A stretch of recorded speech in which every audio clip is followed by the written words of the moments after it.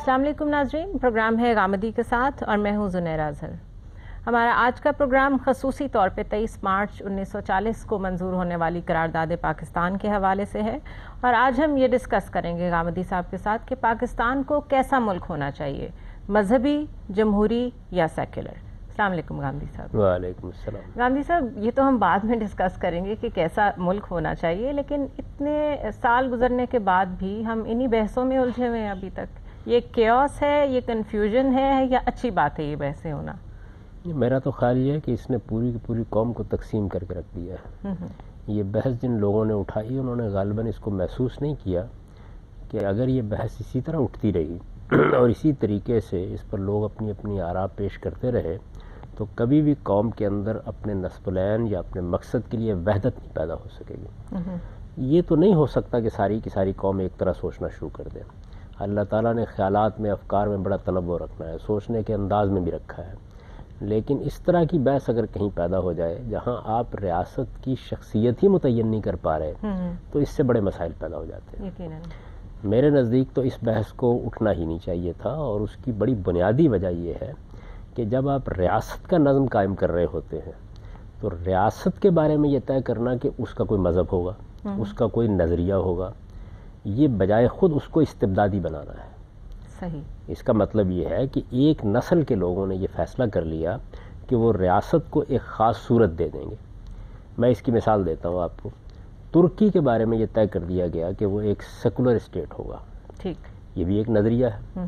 جب آپ نے یہ طے کر دیا کہ یہ نظریہ، تو دیکھیے ایک نسل کے بعد دوسری نسل میں اس کے خلاف اضطراب پیدا ہونا شروع ہوا، اور جب اضطراب پیدا ہونا شروع ہوا تو پھر آپ پچھلے 70-75 سال کی تاریخ پڑھ کے دیکھ لیں، اس میں وزرائے اعظم پھانسی کے تختے پر چڑھ گئے، بارہا فوج کو مداخلت کرنا پڑی، بعض وہ لوگ جن کو پوری قوم کا اعتماد حاصل تھا ان کی حکومتیں ختم ہوئیں۔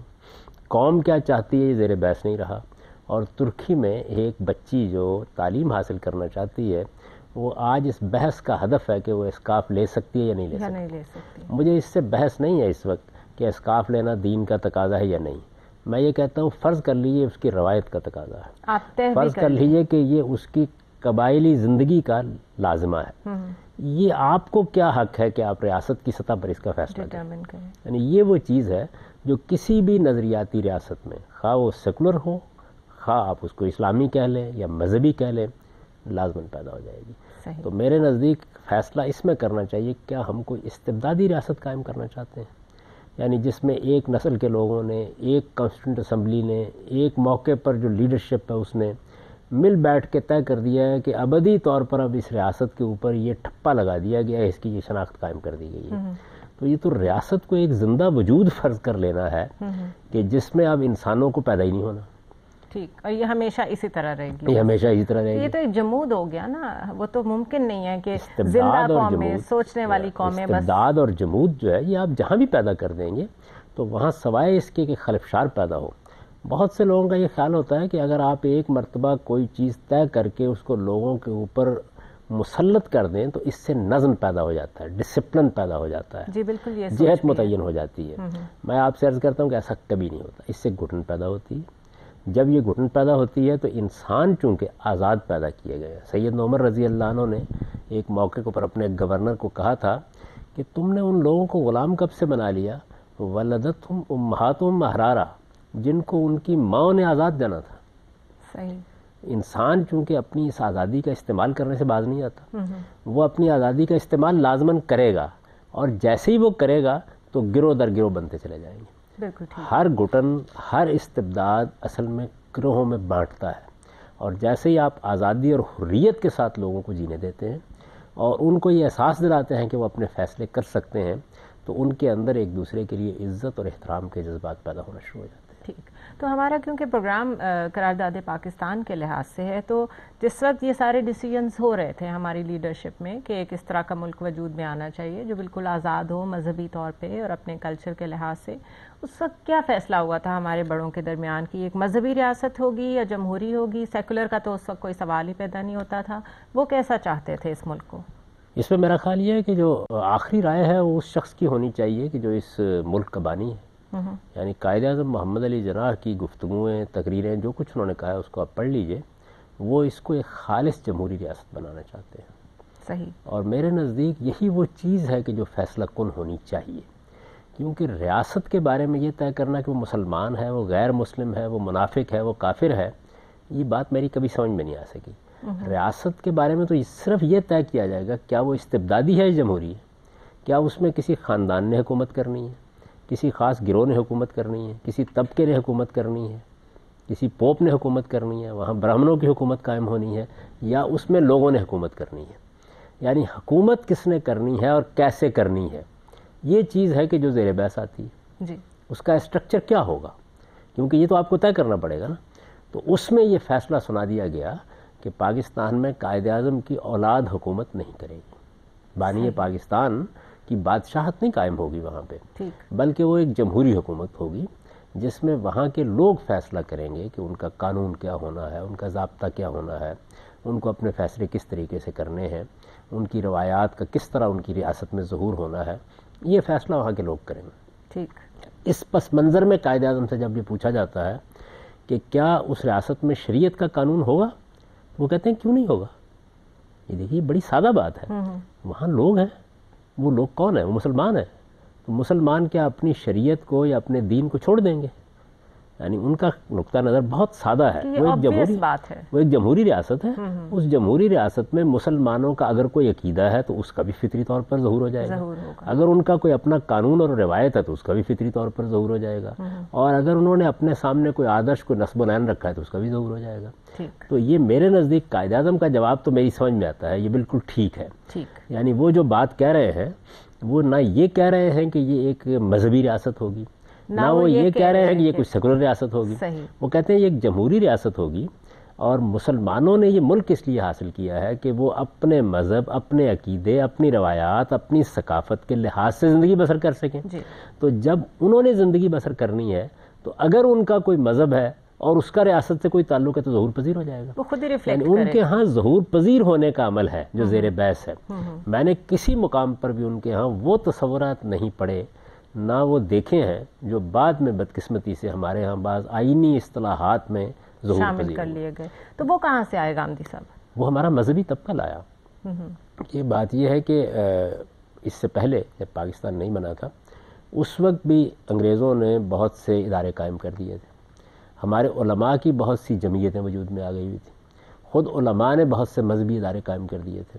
ان مذہبی اداروں سے جو لوگ مذہب کو سمجھ کر، سیکھ کر باہر نکلے، وہ اپنی کچھ تنظیمیں بھی بنا چکے ہوئے تھے. تو ان کا بھی تو ایک نقطہ نظر تھا، انہوں نے اپنے اس نقطہ نظر کو پیش کیا. کیونکہ یہ کہا جا رہا تھا پاکستان کے بننے سے پہلے کہ پاکستان میں مسلمانوں کے آدرش، نصب العین، مسلمانوں کی تمناؤں، آرزوؤں کا ظہور ہوگا. اور اس میں اسلام کا نام بھی لیا جا رہا تھا اس لیے کہ مسلمانوں کا مذہب اسلام ہے. جب یہ کہا جائے کہ مسلمانوں کی ثقافت، مسلمانوں کی تہذیب، تو مسلمانوں کا مذہب بھی زیر بحث آئے گا. یہ ایک فطری نوعیت کی بات تھی جو ہو رہی تھی. اس کو ایک مطالبے کی صورت دی پاکستان بننے کے بعد مذہبی لوگوں نے. اور اس میں بہت نمایاں کردار جن لوگوں نے ادا کیا ان میں ایک تو ہمارے دیوبند کے علماء تھے. مولانا شبیر احمد عثمانی چونکہ قائد اعظم کے ساتھیوں میں سے تھے اور قائد اعظم ان کا بڑا احترام بھی کرتے تھے. انہوں نے اسمبلی کے اندر کردار ادا کیا اور باہر اس کو ایک تحریک کی صورت دے دی. ایک اور جلیل القدر عالم مولانا سید ابو اللہ صاحب مودودی، انہوں نے مطالبہ نظام اسلامی پیش کیا اور یہ چاہا کہ یہاں اسلامی نظام نافذ کیا جائے، کیونکہ پاکستان کی تحریک میں اسی کا وعدہ کیا گیا تھا. یعنی اب یہ دیکھیے کہ یہ تعبیر کا اختلاف بات کو کہاں پہنچا ہے. پاکستان کی تحریک میں اس بات کا وعدہ کیا گیا تھا کہ یہ مسلمانوں کا ملک ہے، یہاں پوری آزادی اور حریت کے ساتھ مسلمان جس چیز کو بھی سمجھتے ہیں کہ ان کے نظام میں اس کا ظہور ہونا چاہیے وہ اس کے مطابق اس کو لے کر چلیں. اور اسی ذیل میں اسلام زیر بحث آتا تھا، اس لیے کہ مسلمان تھے نا. یعنی اگر فرض کر لیجئے کہ ہندو کوئی ملک بنا رہے ہیں تو یہ زیر بحث آئے گا کہ ان کی روایت، ان کی تہذیب کیا ہے، کیا اس کا ظہور ہوگا یا نہیں ہوگا. تو ان کی لیڈرشپ یہی کہے گی. یہ بات اس پس منظر میں کہی جا رہی تھی. لیکن اس کی جو تصویر بن گئی وہ یہ تصویر بن گئی کہ یہ ملک گویا اسلامی حکومت قائم کرنے کے لیے. اور اسلامی حکومت کیا ہوتی ہے؟ یعنی آپ اپنی پوری تاریخ میں یہ دیکھیے کہ یہ اصطلاح دور جدید کی اصطلاح کبھی استعمال نہیں ہوئی. رسول اللہ صلی اللہ علیہ وسلم نے مدینہ میں حکومت قائم کی، کبھی آپ نے سنا ہے کہ آپ نے اس کو اسلامی حکومت کہا؟ نہیں، کبھی بھی نہیں. یعنی مدینہ کی شہری حکومت قائم ہوئی، پھر اس کے بعد پورے جزیرہ نما عرب میں وہ حکومت قائم ہو گئی. نہ اس کا کوئی نام رکھا گیا، نہ اس کو کسی اس طرح کی تعبیر میں ادا کیا گیا. یعنی اگر آپ اس تعبیر کو دیکھیں تو وہ یہ بیان کر رہی ہے کہ حکمران کیسے تھے رسول اللہ کے بعد، خلفائے راشدین، خلافت راشدہ. آپ اس اصطلاح کے معنی پر غور کریں. یہ نہیں بتا رہی کہ ریاست کیسی ہے، یہ بتا رہی ہے کہ رسول اللہ صلی اللہ علیہ وسلم کے جانشین کیسے تھے. صحیح. یعنی رسول اللہ صلی اللہ علیہ وسلم کی جانشینی جن لوگوں نے کی وہ راشد لوگ تھے، یعنی ہدایت یافتہ لوگ تھے، وہ اعلیٰ ترین اخلاق کا نمونہ تھے، وہ دین کی بہترین تصویر تھے. یہ ان کے بارے میں بیان کیا جا رہا ہے. اور یہاں بھی دیکھیے وہی بات جو میں نے آپ سے عرض کی کہ ہم مسلمان اگر پاکستان بننے کے بعد اور ہماری قیادت راشدہ ہے تو خلافت راشدہ ہی ظہور پذیر ہوگی. بالکل ایسا ہی. اور اگر راشدہ نہیں ہے تو سوال یہ ہے کہ اس سے ابو بکر و عمر تو نہیں پیدا ہوں گے. یعنی کہ زور اس چیز پہ کہ وہ پرسنالٹیز کیسی تھیں، ان کے کردار کیسے تھے، اور یہی ہونا بھی چاہیے. اس چیز پہ زور نہیں کہ ٹائٹل کیا دے دیا، کیا زور اسی پہ ہونا چاہیے نا. یہ ہم اس اپنے زمانے کو بیان کر رہے ہیں. دیکھیے خود رسالت مآب صلی اللہ علیہ وسلم نے جب یہ بیان کیا کہ میرے بعد کیسی حکومت آئے گی تو آپ نے پیشین گوئی کی کہ وہ خلافت علی منہاج النبوہ ہوگی. یعنی جیسے اللہ کے پیغمبر حکومت کرتے ہیں وہ ایسے حکومت کریں گے. تو وہاں پر بھی کیا چیز زیر بحث ہے؟ وہاں پر حکمرانوں کی سیرت، ان کا کردار زیر بحث ہے. ہمارے ہاں معاملے کی نوعیت ہی تبدیل ہو گئی. یعنی ہم نے ریاست کو ایک شخصیت بنایا اور پھر اس شخصیت کا ایک نام رکھا، اسلامی جمہوریہ پاکستان. اچھا، پھر اس شخصیت سے ایمان کا اظہار کرایا. بلکہ خود مولانا سید اللہ صاحب مودودی نے یہ کہا کہ ریاست نے کلمہ پڑھ لیا ہے. صحیح، بالکل. یہ دیکھیے کہ یہ کیا چیز ہے. یعنی اس کا مطلب یہ ہے کہ ریاست کوئی ایک شخصیت ہے، وجود ہے جو کافر بھی ہوتی ہے، مسلمان بھی ہوتی ہے. بالکل صحیح. نہیں، ریاست کے معاملے میں یہ بحث ہی بالکل ارریلیونٹ بحث ہے. ٹھیک. ریاست یا استبدادی ہوگی یا جمہوری ہوگی. بالکل ٹھیک. یعنی استبدادی اور جمہوری کے الفاظ کیا بتا رہے ہیں کہ اس میں جو حکومت کی جا رہی ہوگی اس کی جو نوعیت، اس کی نوعیت کیا ہوگی. صحیح. بس اور اس کے علاوہ کوئی اس کے سوا کوئی چیز نہیں ہوتی. ٹھیک. مختصر سا وقفہ لیں گے ناظرین، گفتگو کا سلسلہ ابھی جاری ہے، ہمارے ساتھ رہیے گا.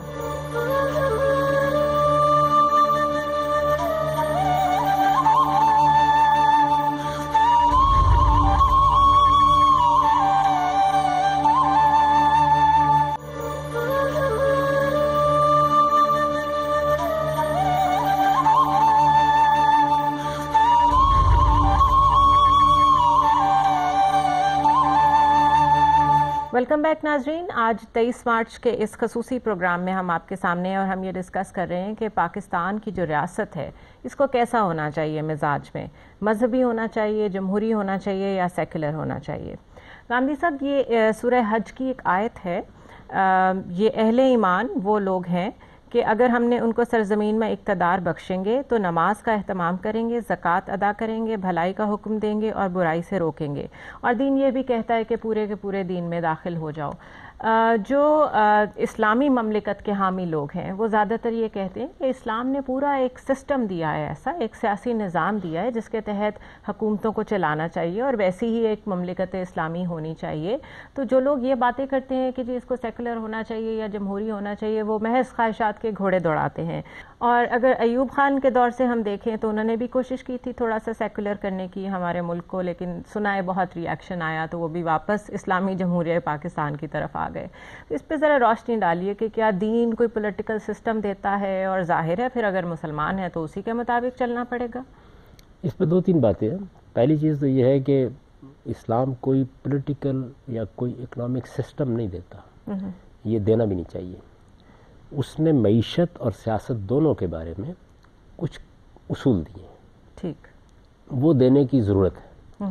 دیکھیے پوری شریعت ہے، پوری شریعت اپنی بنیاد ہی اس اصول پر قائم کرتی ہے کہ انسان کو اللہ تعالیٰ نے عقل سے نوازا ہے، وہ اپنے معاملات کو خود طے کر سکتا ہے، خود سمجھ سکتا ہے، اس کے فہم میں ارتقا بھی ہوتا ہے، وہ اپنے تجربات سے بھی سیکھتا ہے. البتہ بعض جگہوں کے اوپر وہ ایسی غلطی کرتا ہے کہ جو غلطی اس کے لیے مہلک ہو سکتی ہے، اور بعض موقعوں کے اوپر وہ ایسی غلطی کرتا ہے جو غلطی اس کو آلودہ کر دیتی ہے. تو اس کے مہلک غلطی سے بچانا، اس کو آلودہ کرنے والی غلطی سے بچانا، یہ اللہ تعالیٰ نے اپنے پیغمبروں کے ذریعے سے اپنے ذمہ لے رکھا ہے، اور اس کے لیے اس نے اپنا دین دیا ہے. اور اس دین میں کچھ بنیادی چیزیں جو ہیں اس کو متعین کر دیا جاتا ہے. ریاست کے بارے میں کل 5 چیزیں ہیں جو اللہ تعالیٰ نے خود بیان کر دی. میں نے ان کو اپنی کتابوں میں بہت وضاحت کے ساتھ بالکل نکات کی صورت میں متعین کر دی ہے. اللہ تعالیٰ نے جو بات بتائی ہے وہ یہ ہے کہ تمہاری ریاست کا نظم جمہوری ہونا چاہیے، امرہم شورا بینہم، یعنی مسلمانوں کے مشورے اور مسلمانوں کی رائے پر مبنی ہونا چاہیے۔ یہ دیکھیے یہ 3-4 لفظوں کا ایک جملہ ہے، لیکن یہ کمال کا بلیغ جملہ ہے۔ صحیح۔ اس میں جو بات کہی گئی ہے وہ یہ بات ہے کہ ان کے پورے نظم کو وجود میں آنا چاہیے مشورے سے، رائے پر قائم ہونا چاہیے، اور سب کو برابری کی سطح پر اس میں حصہ لینا چاہیے، اور رائے قائم ہونی ضروری ہے، رائے قائم ہونی ضروری ہے، صرف حکم نہیں آ سکتا۔ اس ایک جملے نے تمام مسلمانوں کو برابر کی سطح پر کھڑا کر دیا ہے، ان کو برابر کا پارٹیسپیشن کا، شرکت کا حق دے دیا ہے، اور نتیجے کو بھی واضح کر دیا ہے کہ اگر کہیں نزاع ہو جائے گا تو اکثریت کی رائے یا اتفاق رائے سے جو نتیجہ نکلے گا وہ نافذ العمل ہو جائے گا۔ یہ جو بنیادی بات ہے اس کو سامنے رکھ کر ہم نے ریاست کا نظم قائم کرنا ہے۔ یعنی ایک تو یہ بنیادی بات سمجھ لینی چاہیے کہ دین کی مداخلت بڑی محدود ہے، یوں نہیں کہ اس نے کوئی پورا کا پورا سسٹم آپ کو بنا کے دے دیا ہوا ہے۔ اگر یہ سسٹم پورا کا پورا دین سے آپ طلب کرنا چاہیں گے تو آپ در حقیقت دین سے وہ بات مانگیں گے جو اس میں پائی نہیں جاتی۔ سسٹم ہمیں بنانا ہے، ایک اصول دے دیا، وہ اصول اخلاقی بھی ہو سکتا ہے، وقت کے مطابق بنے گا، کیونکہ کوئی سسٹم بنا کے دینے کا مطلب یہ ہے کہ آپ زمانے میں بند کر دیں، قید کر دیں۔ قبائلی تمدن میں اور طریقے سے جمہوری اصول کا اطلاق کیا جائے گا، جاگیردارانہ تمدن میں جہاں امراء ہوتے تھے، فیوڈلز ہوتے تھے، اس میں بالکل اور طریقے اختیار کرنے پڑیں گے۔ اور اسی طرح سے اگر جدید معاشرہ وجود میں آ جائے گا جس میں ٹیکنالوجی ہے، جس میں مواصلات کے غیر معمولی ذرائع ہیں، جس میں بڑے شہر وجود میں آ گئے ہیں، تو آپ کو اور طریقے سے چیزوں پہ سوچنا پڑے گا۔ یعنی معاشی عوامل کیا ہیں، سوسائٹی بحیثیت مجموعی مختلف طبقات میں کیا ریلیشن اور تعلق پیدا کرتی ہے، سماج کیا اقدار اپنے اندر پیدا کر چکا ہے، یہ ساری چیزیں سامنے رکھ کر آپ نظام بناتے ہیں۔ یعنی گاندھی صاحب ظاہری بات ہے جس طرح قبائلی رہتے ہیں، جس طرح شہری رہتے ہیں، جس طرح انڈسٹریل سٹیٹس رہتی ہیں، ان سب کے رہن سہن میں بہت فرق ہے، تو یہ بڑی بات کامن سینس کو بھاتی ہے کہ کچھ اصول دین نے وضع کر دیے ہیں اور اس کے بعد آپ اپنی سوسائٹی کے مطابق، اپنے حالات اور ریکوائرمنٹس کے مطابق خود ٹیلر کر لیں ایک سسٹم کو۔ یہی کہنا چاہ رہے ہیں آپ؟ ایسا ہی ہونا چاہیے، یہی عقل کا تقاضا ہے، یہی انسانی فطرت کا تقاضا ہے، خدا کی اسکیم اسی کا تقاضا کرتی ہے۔ انسان کو جیسے بنایا گیا ہے، اس وقت ہم جس تمدن کو دیکھ رہے ہیں، کیا آدم و حوا جب زمین پر آئے تھے تو یہ تمدن خود بخود وجود میں آ گیا تھا؟ اس کو صدیاں لگی ہیں۔ یعنی آپ انسانی تاریخ کا اگر مطالعہ کریں تو کہاں پھل جمع کیے جا رہے ہیں اور شکار کیا جا رہا ہے، اور کہاں پہ گیدررز ہنٹر کی سوسائٹی ہے، اور پھر وہاں سے کس طریقے سے آہستہ آہستہ اوزار بننے شروع ہوئے ہیں، کہاں پہیے کی ایجاد ہوئی ہے، پھر کس طریقے سے آپ نے قبائلی نظام کو وجود بخشا ہے، قبائل کے شیوخ پیدا ہوئے ہیں، ان کے مابین جنگ و جدال شروع ہوا ہے، پھر کچھ سلطنتیں، بادشاہتیں وجود میں آنی شروع ہو گئی ہیں، پھر سلطنت عام کا زمانہ آ گیا ہے، پھر جاگیردارانہ تمدن نے اس کی جگہ لے لی ہے، اور اب ہم جدید دنیا کو دیکھ رہے ہیں پچھلے 300-400 سال سے۔ یہ جتنا بھی ارتقاء انسانی فطرت میں ہوا ہے، یا انسان کے مزاج میں ہوا ہے، یا اس کے رہن سہن کے طریقوں میں ہوا ہے، یا اس کے تہذیبی روایات میں ہوا ہے، یا اس کے سماج کے باہمی تعلقات میں ہوا ہے، اس کی روشنی ہی میں نظام بنایا جا سکتا ہے۔ ہو سکتا ہے کہ آج سے صدی 2 صدی بعد یہ جو اب ہم باتیں کر رہے ہیں اس سے بالکل مختلف طریقے سے ہمیں بعض نظام ہے زندگی کو ترتیب دینا پڑ جائے۔ تو مذہب ایک آفاقی حقیقت ہے، وہ ایک دور کے لیے نہیں ہے۔ جب یہ اعلان کر دیا گیا کہ اب قیامت تک کے لیے خدا کا دین یہی ہے، تو پھر اس دین کے اندر یہ چیزیں اس تفصیل کے ساتھ نہیں ہو سکتی اور نہیں ہونی چاہیے۔ اس میں جو طریقہ اختیار کیا گیا وہ یہ تھا کہ بنیادی سوال کا جواب دیا جائے۔ بنیادی سوال کیا ہے ریاست کے بارے میں؟ بنیادی سوال وہی ہے کہ اس کے اندر حق کے تقرر کس کو ہے، حکمران ہونا ہے، کون کرے گا؟ خدا کرے گا، ایک جواب یہ ہو سکتا ہے، لوگ کریں گے، دوسرا جواب یہ ہو سکتا ہے۔ یہ دونوں جواب تو عقلی اور فطری ہیں، کیونکہ خدا کرے گا اس لیے کہ وہ خالق ہے، لوگ کریں گے اس لیے کہ حکمران ان کے اوپر آنا ہے۔ ایک جواب وہ ہے جو لوگوں نے دیا ہے، وہ یہ ہے کہ میرے ہاتھ میں بندوق ہے، میں کروں گا۔ میں نے ایک طبقے کو منظم کر لیا ہے، میں کروں گا۔ میں نے ایک جتھا بنا لیا ہے، میں تمہارے سینے کے اوپر تلوار رکھ کے تم سے اپنی بات منوا سکتا ہوں، تو میں کروں گا۔ یا یہ کہ کسی خاندان کو، کسی برہمن کو، کسی عالم کو، یا مثال کے طور پر فلسفے کی تاریخ کو آپ پڑھیں تو سقراط کو اور افلاطون کو اس بات پہ بہت اصرار تھا کہ آپ کی ارسٹوکریسی ہونی چاہیے، یعنی وہ لوگ کے جو اشرافیہ سے تعلق رکھتے ہیں، پھر یہ کہ فلسفیوں کی حکومت ہونی چاہیے۔ تو اس طرح کی بہت سی خواہشیں کی گئی ہیں۔ اس میں جو بنیادی سوال ہے وہی ہے کہ ریاست کا نظم اگر قائم ہونی ہے، اور وہ ظاہر ہے کہ انسان کی ضرورت ہے ہوا اور پانی کی طرح، کیونکہ انسان کو جو ارادہ و اختیار دیا گیا ہے اس کا غلط استعمال ہوتا ہے، تو انسان کو انسان کے ظلم و ستم سے بچانے کے لیے آپ کو ایک نظم قائم کرنا پڑتا ہے۔ وہ نظم جمہوری ہوگا یا خدا کا مقرر کردہ ہوگا۔ تو خدا نے تو فیصلہ کر دیا نا، ختم نبوت کے موقع کے اوپر کہ محمد الرسول اللہ صلی اللہ علیہ وسلم کے بعد اب زمین کے ساتھ ہمارا براہ راست رابطہ منقطع کر دیا گیا.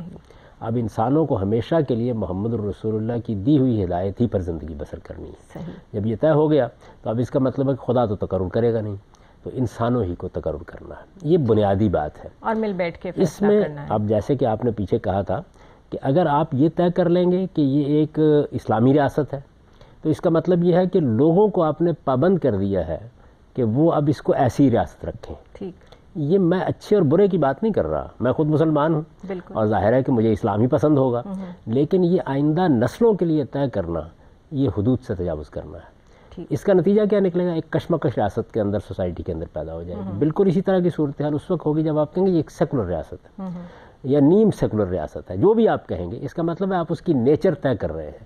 میری سمجھ میں آج تک یہ بات نہیں آئی کہ اس کی ضرورت کیوں ہے. یعنی ضرورت اس چیز کی ہے کہ یہ طے کریں کہ کیا یہ جمہوری ریاست ہے یا جمہوری ریاست نہیں ہے. چنانچہ یہ بحث پیدا ہوئی. اس بحث نے ایک طرف فکری سطح پہ انتشار پیدا کیا اور دوسری جانب آپ دیکھیے کہ پھر اس کے نتیجے میں وہ لوگ آئے جن کے پاس بندوق تھی اور انہوں نے جہاں جمہوری روایات کو قائم ہی نہیں ہونے دیا. یعنی اس وقت بھی ہم گھٹنوں چل رہے ہیں. گھٹنوں بھی کیا چل رہے ہیں یا ایسے لگتا ہے کہ ابھی بچہ پیدا ہوا ہے اور اٹھنا سیکھ رہا ہے. یہ صورتحال ہے اس میں. اگر ہمارے ہاں 50-60 سال میں جمہوری روایت مستحکم ہوتی تو ہمارا کوئی نظم بن جاتا، اس طرح کی چیز ہوتی.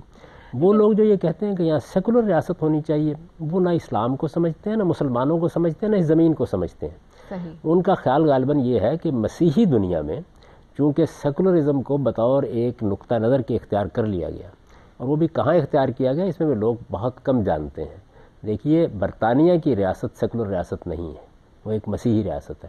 امریکہ نے بھی کبھی اپنے آپ کو سیکولر ریاست نہیں قرار دیا. زیادہ سے زیادہ آپ کہہ سکتے ہیں کہ فرانس اس کا ایک بہترین نمونہ ہے. اچھا، ہمارے ہاں ترکی میں اسی طریقے کا بخار پیدا ہوا تھا. لیکن ابھی اس کے نتیجے جب آپ ایک یہ کہتے ہیں، فرض کر لیجئے کہ مسیحی دنیا میں یہ بات آپ کہہ بھی دیں تو مسیحی دنیا کے اندر ریاست سے متعلق تو ایک طرف، فرد سے متعلق بھی کوئی قانون نہیں ہے. ایسا ہی ہے. یعنی مسیحی مذہب میں شریعت موجود ہی نہیں ہے. صحیح. اس وجہ سے وہاں یہ کوئی کشمکش نہیں. یعنی وہاں آپ خدا کی کتاب کے یا خدا کے پیغمبر کے مقابلے میں کھڑے ہو کے کوئی بات نہیں کر رہے. یہ صورتحال ہی نہیں ہے. وہاں جنگ پوپ کے خلاف تھی، کلیسا کے خلاف، اس کے ظلم کے خلاف تھی. یعنی پوپ نے اور کلیسا نے جو اپنا نہاب قائم کیا ہوا تھا اور جس طریقے سے وہ مذہب کو سیاست کے لیے استعمال کرتے تھے، وہاں جنگ اس کے خلاف ہوئی. اور میں آپ سے عرض کرتا ہوں کہ مذہب کا جہاں تک تعلق ہے، کسی میں یہ ہمت نہیں ہوتی سوائے مذہبی استدلال کے کہ وہ مذہب کی کوئی اور تعبیر آپ کو دے سکے. بالکل. چنانچہ اگر مسیحیت سے شریعت نکلی تو اس کو نکالنے کا کام کسی والٹیر اور کسی روسو نے نہیں کیا، اس کو نکالنے کا کام سینٹ پال نے کیا تھا. صحیح. یعنی ایک بڑا مذہبی رہنما پیدا ہوا جس نے یہ کام کر دیا. ابتدا میں غلط یا صحیح زیر بحث نہیں ہے. اس کے بعد مسیحی دنیا میں ایک روایت قائم ہوئی جس میں شریعت نام کی کوئی چیز الہامی اسکرپچر سے پیدا ہی نہیں ہوتی تھی.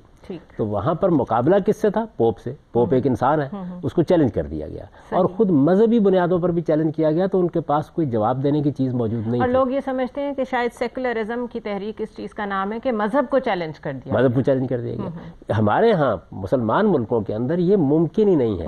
یعنی یہاں جب آپ یہ کہیں گے تو آپ کے مقابل میں کون کھڑا ہے؟ نہ پوپ، نہ مولوی، نہ برہمن.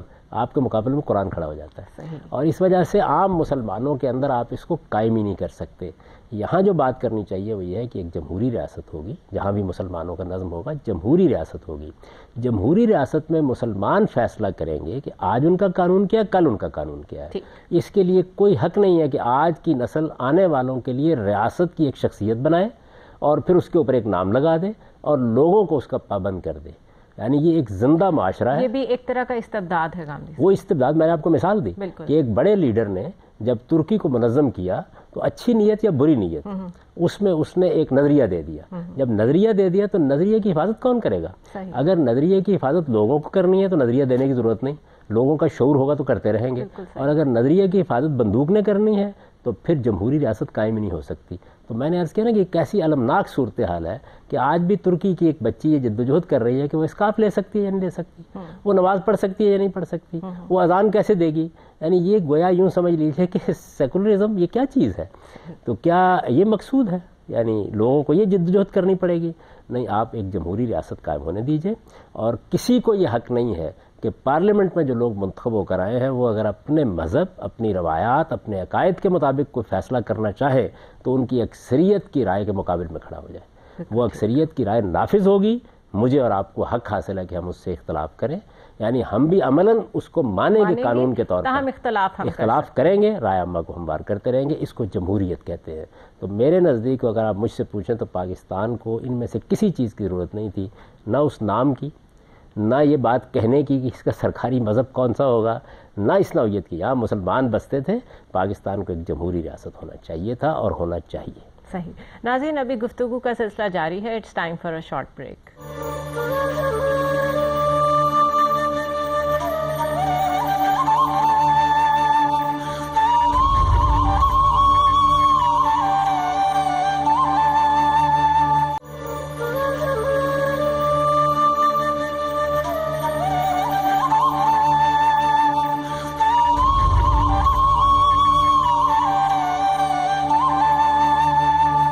ویلکم بیک ناظرین. ایک دفعہ پھر ہم آپ کے سامنے ہیں غامدی کے ساتھ میں، اور آج ہم ڈسکس کر رہے ہیں کہ پاکستان کو کیسی ریاست ہونا چاہیے، مذہبی، جمہوری یا سیکولر.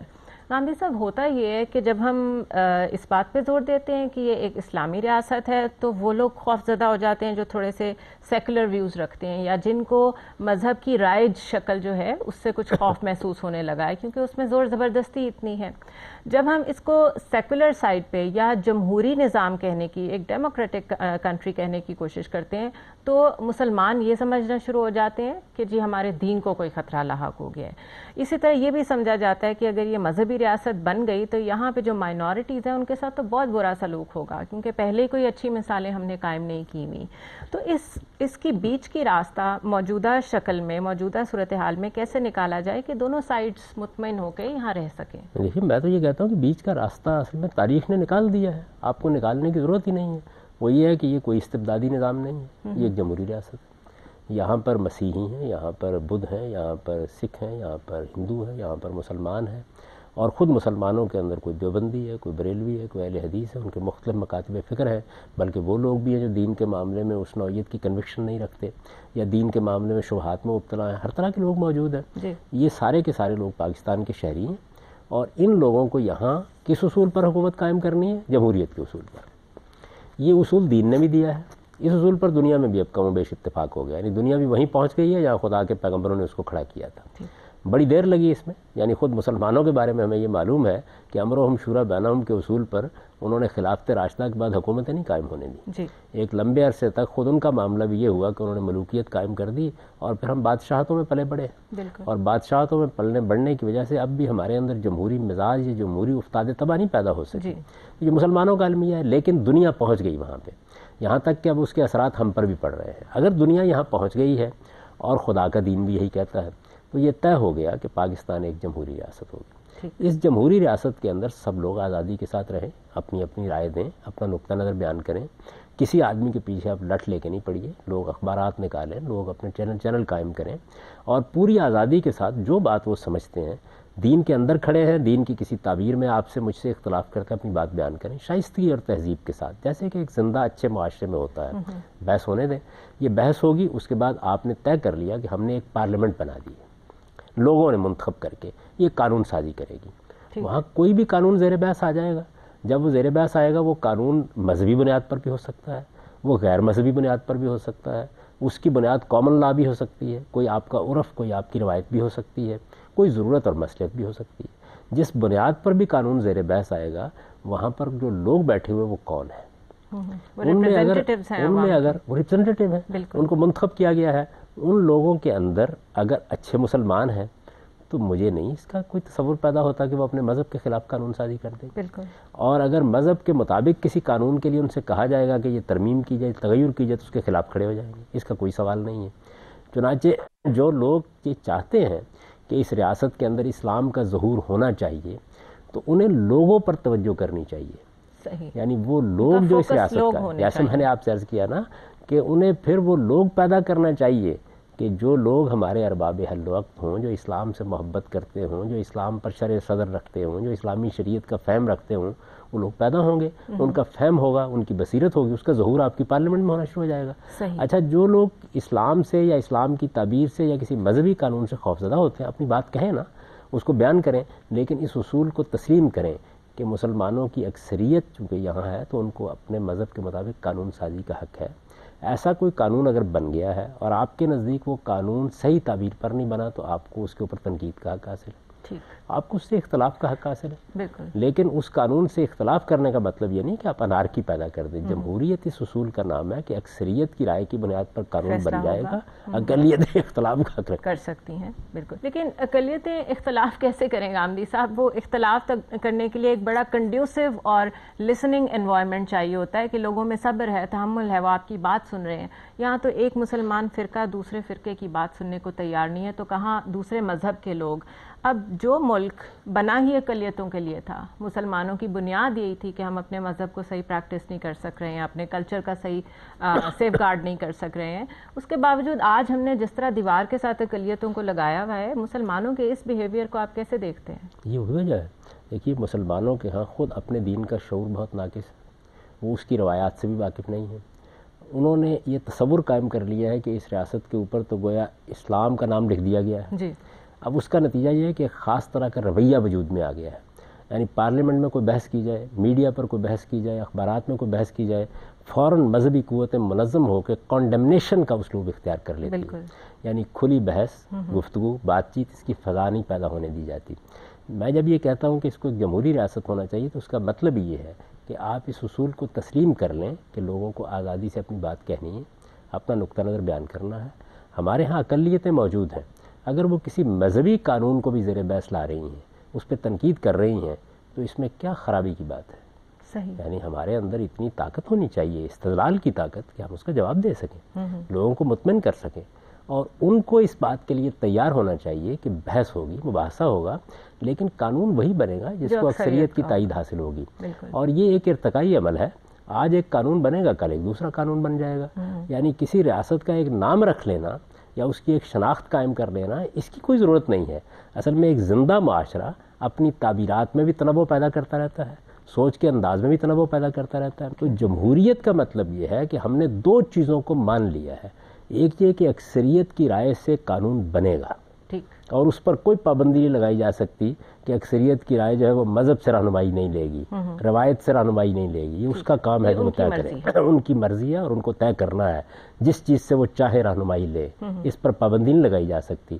اور اقلیت کے حق کے آزادی پر پابندی نہیں لگائی جا سکتی، یعنی وہ آزادی سے اپنی رائے دیں گے، اپنی بات کہیں گے، دلیل کے ساتھ لوگوں کو قائل کریں گے، معاشرے کا ارتقاء جاری ہے، جو بھی ان کا مذہب ہے، جو ان کا نقطہ نظر ہے، جو ان کی تعبیر ہے، اس کے مطابق وہ زندگی بسر کریں۔ شخصی معاملات میں ریاست مداخلت نہیں کرتی، یعنی اسلام نے ہرگز ریاست کو یہ حق نہیں دیا کہ وہ اس طرح کی چیزوں کا نفاذ کرے لوگوں کے اوپر، اس نے ریاست کو بھی اپنی بات دلیل کے ساتھ کہنی ہے۔ جی بالکل، مختصر غامدی صاحب، ٹائم ہمارے پاس کم ہے، یہ بتا دیجئے جمہوری مزاج پیدا کس طرح کیا جائے اس قوم میں؟ تعلیم سے، اور تعلیم فارمل بھی ہوتی ہے، انفارمل بھی ہوتی ہے۔ اصل میں بات یہ ہے کہ ہمیں جینا کیسے ہے، ہمارے نظام تعلیم میں اس کو ایک باقاعدہ مضمون ہونا چاہیے۔ زندگی گزارنے کا کیا طریقہ ہے، آپ جس معاشرے میں رہتے ہیں اس کا آپ کو شعور ہونا چاہیے۔ ہمارے ہاں صورتحال یہ ہے کہ ہمارے ہاں بہت سے لوگ ایسے ہیں جو پہلی صدی میں جی رہے ہیں، بعض دوسری میں، بعض چوتھی میں، بعض پانچویں میں، یعنی ہر نسل کے لوگ آپ کو اسی دور میں مل جاتے ہیں۔ بلکہ مجھے اجازت دیں تو میں یہ کہوں کہ قبائلی تمدن سے لے کر موجودہ دور سب کی مخلوقات یہاں موجود ہیں۔ تو جب آپ اپنی تعلیم کے نظام کو بہتر، اپنے نوجوانوں کو شعور دیں اس بات کا کہ آپ کس دنیا میں رہ رہے ہیں، کس معاشرے میں ہیں، دنیا کہاں پہنچ گئی ہے، یہاں آپ کا مذہبی شعور کیا ہونا چاہیے، اور مذہب نے آپ کو بات کرنے کا کیا سلیقہ سکھایا ہے، کیا آداب سکھائے ہیں، وہ سب مذہب نے بیان کر دی ہے۔ میں جو یہ بات کہہ رہا ہوں یہ مجھے مذہب ہی نے سکھائی ہے، اور یہ بتایا ہے کہ شائستگی اور تہذیب سے اپنا نقطہ نظر پیش کرو، استدلال کی زبان میں بات کرو، حکمت کے ساتھ خدا کا پیغام پہنچاؤ، نصیحت کرنی ہے تو محبت کے ساتھ نصیحت کرو، بحث کرنی ہے تو خوبصورت اسلوب میں بحث کرو، یہ بات قرآن مجید نے خود بیان کر دی ہے۔ یہ کلچر ہمارے ہاں پیدا ہو، اور اس کی بنیاد پر خوشگوار طریقے سے ہم ہنستے ہوئے ایک دوسرے کا احترام کرتے ہوئے اپنی بات، بہت شدید اختلافی بات کہیں۔ یعنی اب یہ دیکھیے کہ یہاں تو صورتحال یہ ہے کہ شیعہ سنی ہیں، بہت بڑی کمیونٹیز ہیں، ان کے مابین بھی ان کے جو اصل مباحث ہیں ان کے اوپر کوئی شائستہ اور مہذب گفتگو نہیں ہو سکتی، یعنی گفتگو ہو، بات چیت ہو، کیا حرج کی بات ہے اس میں؟ لوگ اپنا استدلال پیش کریں، بتائیں، اس کے بارے میں ایک نقطہ نظر ہے یا دوسرا نقطہ نہیں، اس کے فوراً بعد کیا ہوتا ہے کہ وہ نقطہ نظر لوگوں تک پہنچا اور معلوم ہوتا ہے کہ اب ریئیکشن آنا شروع ہو گیا، یعنی معلوم ہوتا ہے کہ لوگ اب ایک مافیا کے طریقے کے اوپر زبان بند کر دینا چاہتے ہیں۔ یہ جو صورتحال ہے یہ جمہوری اصولوں پر نہیں ہو سکتی، اسلام میں اس کی کوئی گنجائش نہیں ہے۔ میں حیران ہوتا ہوں جب میں خلافت راشدہ کی تحریک پڑھتا ہوں کہ اس تاریخ میں آپ کو کیا نظر آ رہا ہے؟ بند معاشرہ ہے؟ نہیں، ان کے ایک ایک اختلاف کو ہم تک پہنچنے کا موقع کیسے ملا ہے؟ اس لیے کہ وہ اختلاف برملا ظاہر کیا گیا، اس کو لوگوں نے سنا، انہوں نے رپورٹ کیا، تبھی ہم تک پہنچا نا، اگر وہ ظاہر ہی نہ ہوتا تو وہ آج تک یہاں کبھی ممکن ہی نہ ہوتا۔ یعنی یہ بند دروازوں کے اندر اس طرح کی گھٹن کی جو فضا ہمارے یہاں پیدا کر دی جاتی ہے، اور اب تو خیر وہ گھٹن ایسی صورت اختیار کر گئی ہے کہ جس میں آپ کی گردن پر بندوق رکھی ہے لوگوں نے، وہ یہ کہتے ہیں کہ آپ نے ہمارے نقطہ نظر سے اختلاف کیا یا اور کوئی رائے قائم کی تو ویسے ہی دنیا سے ہم رخصت کر دیں گے۔